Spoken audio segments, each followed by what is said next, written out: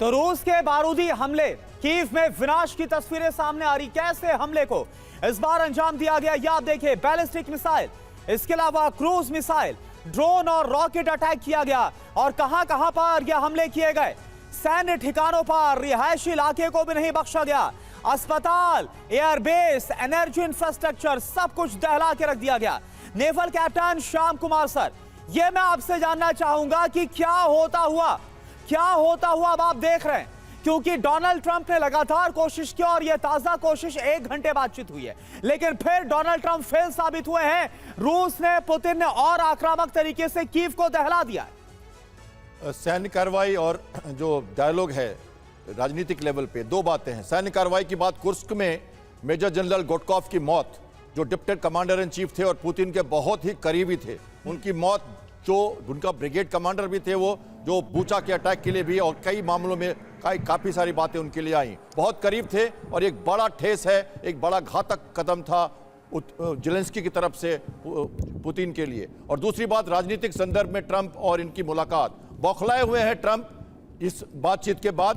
पहली बार उन्होंने मीडिया पे कुछ नहीं बोला जो उनके नेचर में है, लेकिन जो खबरें हैं वो कहती हैं कि अपने लक्ष्यों को हासिल किए बिना वो नहीं रहेंगे। लक्ष्य क्या है? लक्ष्य क्या? जमीन की श्याम कार्रवाई। कुमार सर, डोनाल्ड ट्रंप ने बोला कि मैं बातचीत से बिल्कुल खुश नहीं हूं।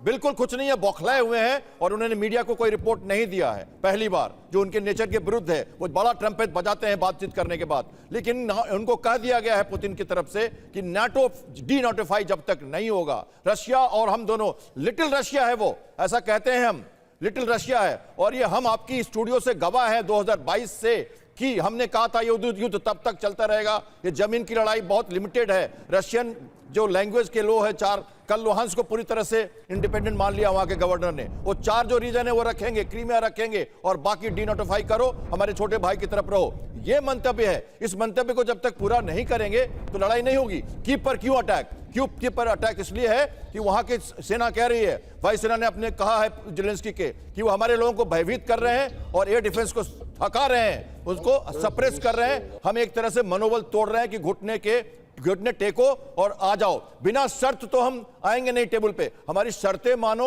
आ जाओ, फिर सब कुछ ठीक है। और ये तब से चल रहा है जब से युद्ध शुरू हुआ। कई लोग कहते थे 3 महीने चलेगा। आप और हम जानते हैं कि आपकी स्टूडियो ने लगातार यही कहा कि ये तब तक चलेगा जब तक ये जमीन नहीं, 12,000 स्क्वायर किलोमीटर छोड़ा है उन्होंने नॉर्थ ईस्ट में। क्यों छोड़ा? पूरी 8 किलोमीटर की कॉन्वाय गई थी बेलारूस की तरफ से, वापस आ गए थे। उन्हें नहीं चाहिए जमीन। वो कहते हैं कि मैं औपचारिक रूप से रशिया यूक्रेन को मानता है एक इंडिपेंडेंट कंट्री, बट आप रशिया ही हो, छोटे भाई की तरह रहो तब ठीक, वरना नहीं।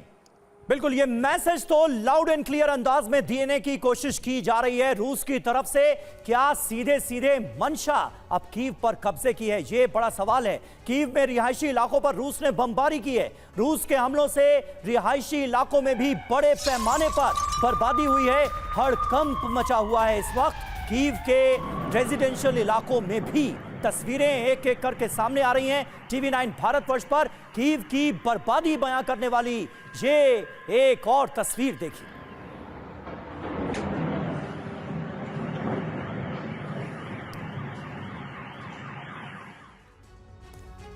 और देखिए, एक और बड़ी खबर आपको बताएं, रूस की तरफ से यूक्रेन पर रात भर ताबड़तोड़ बमबारी की गई है। ड्रोन अटैक किए गए लगातार 9 घंटे से रूस ने यूक्रेन पर ड्रोन अटैक किए हैं। और ये देखिए आप, बस कुछ ही देर पहले की एक और तस्वीर है आपके सामने। जहां पर हमला हुआ वहां पर आग लग गई, धमाका हुआ और इसके बाद उस आग को बुझाने की कोशिश करते नजर आ रहे हैं ये दमकल कर्मी। तो तस्वीरें आपके सामने, यूक्रेन पर रात भर रूस ने बारूद बरसाया है। लगातार 9 घंटे रूस ने यूक्रेन को दहला दिया ड्रोन अटैक से।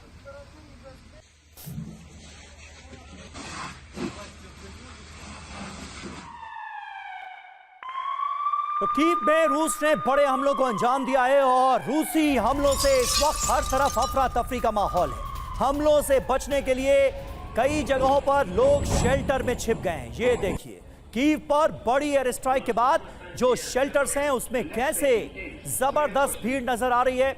लोगों की संख्या बढ़ती नजर आ रही है। हर कोई जान बचाने की जुगत में है और शेल्टर्स में लोगों ने शरण ली है। सुरक्षित जगहों पर लोगों को पहुंचाने की कवायद इस वक्त राजधानी कीव में जारी है।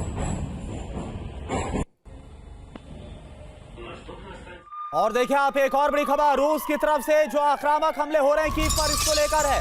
कीव के अंदर भीषण तबाही नजर आ रही है। रूसी हमले के बाद कीव में उठा धुएं का गुबार। ये देखिए आप, पूरा आसमान बारूदी धुएं से पटा पड़ा है। ये देखिए आप, तस्वीरें आपके सामने है कीव की, जहां पर रूसी एयर स्ट्राइक, रूसी हमले के बाद भारी तबाही मच गई।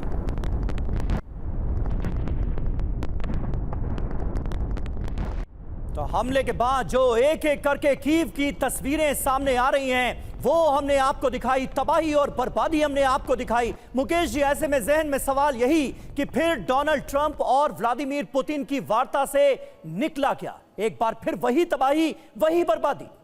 समीर, हमको ये देखना होगा कि कीव पर जो हमला हुआ वो क्यों हुआ। पिछले महीने आपने देखा कि यूक्रेन की फोर्सेस ने ट्रकों में लादकर, ड्रोन ट्रकों में लादकर रूस के भीतर 1,000 किलोमीटर अंदर घुसकर उसके फाइटर प्लेन्स को तबाह किया था, उसके कई अड्डों को तबाह किया था। और वो बहुत बड़ा एम्बेरसमेंट था व्लादिमीर पुतिन के लिए। पुतिन उसी समय ये संदेश दे चुके थे डोनाल्ड ट्रंप को कि इस हमले का जवाब वो देंगे। मुझे लगता है कि कीव पर जो ये हमला हुआ है ताज़ा, ये उस हमले का जवाब है जो उनके जो स्ट्रैटेजिक ऑब्जेक्टिव हैं भले ही पूरे हों, लेकिन कीव पर ये हमला ये दिखाने के लिए है कि आप रूस के भीतर जो घुसकर इतना लंबा वार करके आए थे, उसकी सज़ा आपको भुगतनी होगी।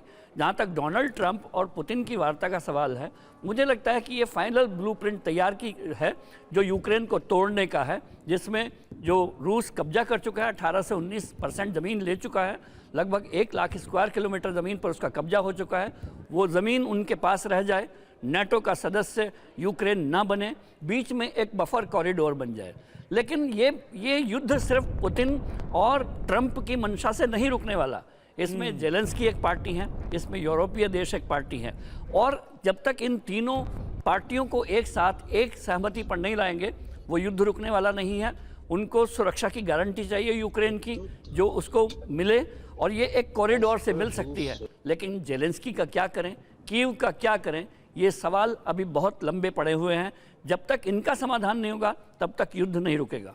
वाकई इतनी लंबी जंग ये खिंच चुकी है, और अभी भी जो हालात नजर आ रहे हैं, जो आसार नजर आ रहे हैं, हर कोई यही कह रहा है कि अभी तो ये जंग और लंबी चलेगी। रूसी हमलों पर यूक्रेन का बारूदी पलटवार हुआ है। मॉस्को में यूक्रेन की भीषण ड्रोन स्ट्राइक की खबर सामने आ रही है। तो यूक्रेन ने भी बारूदी पलटवार किया है। जितना जवाब यूक्रेन दे सकता है वो देता नजर आ रहा है रूस के इस बड़े हमले के बाद। ये देखिए आप तस्वीरें रूसी हमलों के बाद यूक्रेन के बारूदी पलटवार की। Уже рядом. Сейчас упадет. Ёпрст.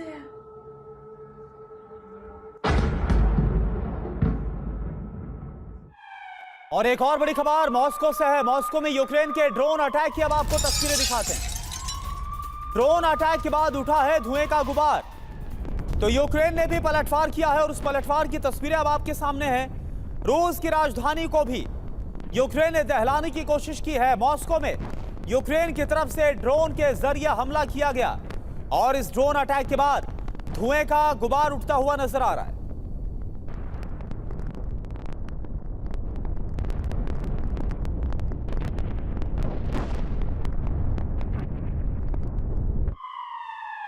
और देखिए यूक्रेन को लेकर पुतिन और ट्रंप के बीच जो वार्ता हुई, जो बातचीत हुई, वो फेल साबित हुई। बातचीत के बाद क्रेमलिन का बयान आ गया है कि रूस पीछे नहीं हटेगा। यूक्रेन में अपने लक्ष्य को हासिल करने तक रूस रुकेगा नहीं, ये कह दिया है क्रेमलिन ने। दोनों के बीच फोन पर 1 घंटे तक हुई बातचीत। पुतिन और ट्रंप के बीच ये छठी बातचीत थी, छठी वार्ता थी जो कि फेल साबित हुई है। ट्रंप ने कहा मैं बातचीत से खुश नहीं हूं।